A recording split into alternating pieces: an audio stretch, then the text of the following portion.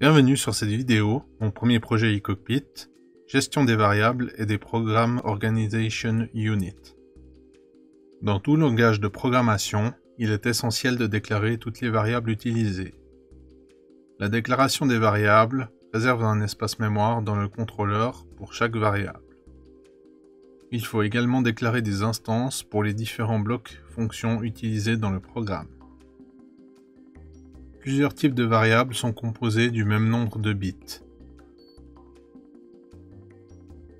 Les types de variables, le nombre de bits utilisés ainsi que les plages de valeurs sont définis dans les normes IEC. Les représentations décimales, binaires et hexadécimales sont également normalisées. 3 unités de programme sont spécifiées dans la norme IEC. Programme Organization Unit ou POU. 1. Les programmes. 2. Les blocs de fonctions. 3. Les fonctions. Les programmes peuvent avoir plusieurs entrées, plusieurs sorties, et peuvent prendre en charge des programmes, des blocs de fonctions ou des fonctions.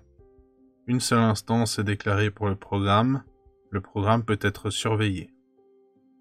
Les blocs de fonctions peuvent avoir plusieurs entrées ou sorties, et peuvent prendre en charge les blocs de fonctions et les fonctions. Plusieurs instances peuvent être déclarées pour un bloc de fonction. Un bloc de fonction peut également être surveillé. Une fonction peut avoir plusieurs entrées, dont une au minimum. Une fonction n'a qu'une sortie.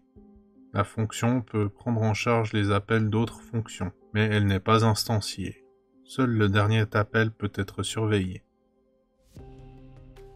Pour ajouter un POU, cliquez avec le bouton droit de la souris sur l'application et dans la fenêtre « Ajouter un élément », cliquez sur « POU ». Une fenêtre de création s'ouvre. Il faut nommer le POU, sélectionner le type et choisir le langage d'implémentation.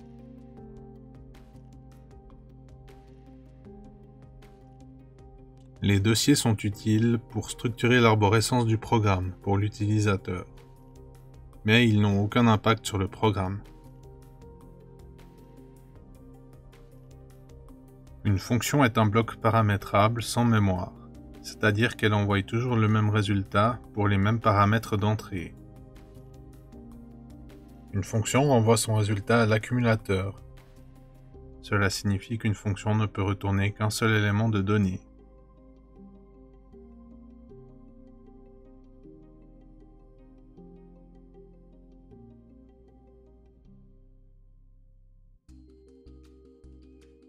Un bloc de fonction est un module qui fournit une ou plusieurs valeurs pendant l'exécution.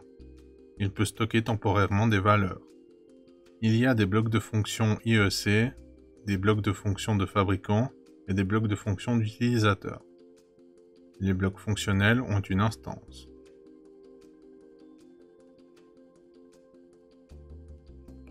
Voici comment sont représentées les variables dans un bloc de fonction. Variable d'entrée, variable de sortie, variable locale. Il peut également y avoir des variables d'entrée-sortie. Il est possible d'appeler le même bloc fonction avec plusieurs instances différentes. Exemple, un bloc de fonction gère le chauffage d'une pièce.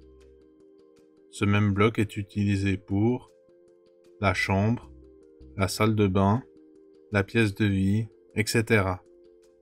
Le bloc de fonction est instancié pour chaque pièce.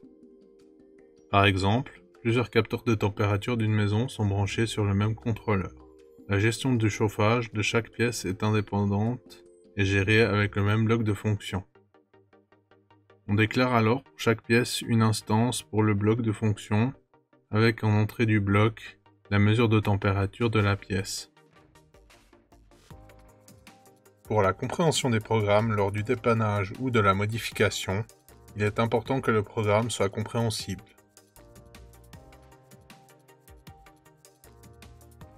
Les commentaires du programme permettent d'intégrer l'explication de la logique de programmation. Les commentaires sont ignorés par le processeur dans le langage machine. Les commentaires sont facilement identifiables avec la couleur de police verte. Il est recommandé d'avoir un commentaire en en-tête de chaque POU selon la norme de l'entreprise. Il y a plusieurs méthodes pour définir une zone de commentaire. La double barre oblique, tout ce qui se trouve à la suite de la double barre oblique sur la ligne est considéré comme un commentaire, idéal pour commenter les variables ou une ligne de programmation. Les balises parenthèses étoiles. Tout ce qui se trouve entre les balises est considéré comme un commentaire, idéal pour les commentaires sur plusieurs lignes ou pour désactiver une partie du programme lors d'une modification ou d'un débogage. L'outil commentaire est disponible dans le langage CFC. Dans les langages FBD, LD ou IL, il est possible d'ajouter une étiquette utilisée en commentaire ou de mettre des réseaux en commentaire.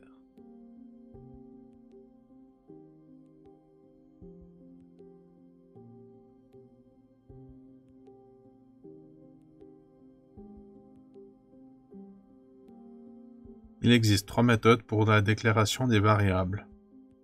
Les utilisateurs avancés peuvent déclarer les variables par écrit directement dans l'entête de déclaration en mode vue textuelle.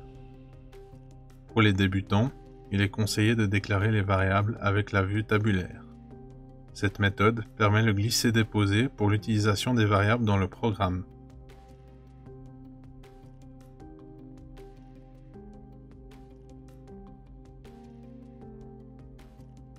Il est également possible de faire une déclaration automatique de la variable lors de sa première utilisation dans le programme. En cas d'erreur lors de la déclaration des variables en vue tabulaire, il faut utiliser la vue textuelle pour corriger la déclaration. Lorsque les erreurs sont supprimées, il est à nouveau possible d'utiliser la vue tabulaire. Pour ouvrir l'assistant de déclaration, sélectionnez une variable et appuyez sur Shift et F2.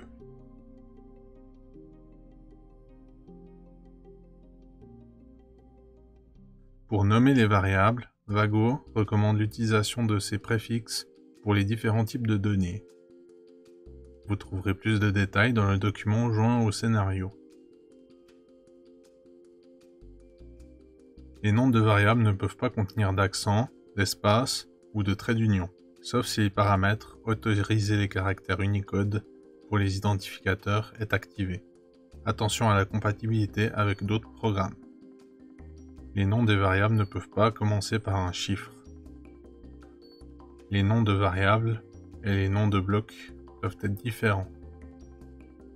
Les mots-clés ne peuvent pas être utilisés comme nom de variables. Par défaut, au démarrage du contrôleur, les variables standards vont toujours prendre une valeur initiale, 0 ou false.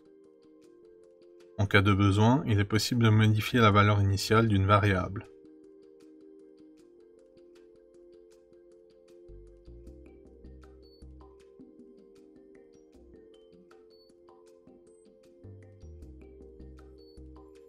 Les valeurs des variables standards ne sont pas enregistrées lors d'un redémarrage du contrôleur. Il est possible de configurer des variables qui seront enregistrées dans la mémoire NovRAM. Les variables retain conservent leur valeur après une interruption incontrôlée ou une commande en ligne de reset à chaud. Au redémarrage du programme, le système continue à fonctionner avec les valeurs stockées.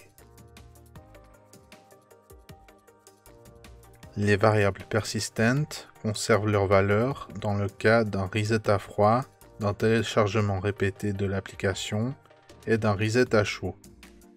Les variables persistentes sont réinitialisées uniquement en cas de reset à l'origine.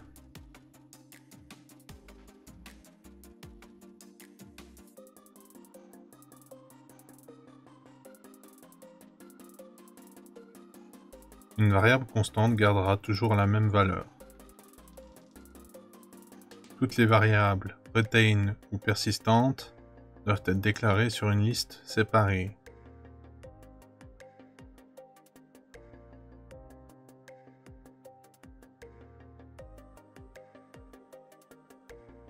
Ajouter une liste de variables persistantes. Ajouter tous les chemins d'instance.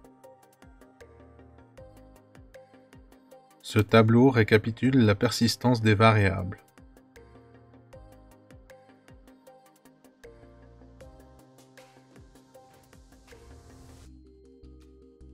La liste de variables globales permet de regrouper les variables qui peuvent être utilisées dans tout le programme. Par exemple, les variables liées à la périphérie.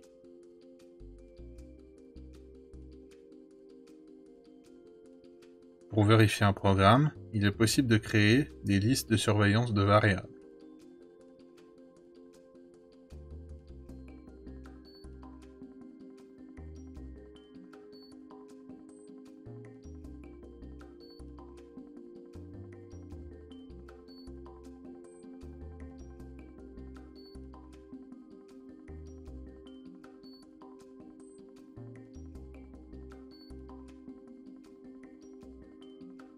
Pour déclarer l'instance d'un bloc de fonction ou une variable dépendante d'une structure ou d'une bibliothèque, il faut utiliser le nom de la bibliothèque ou de la structure. Cela permet d'assigner de façon unique l'objet.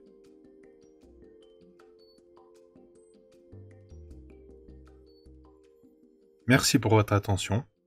Prochaine vidéo, quiz, variable et POU.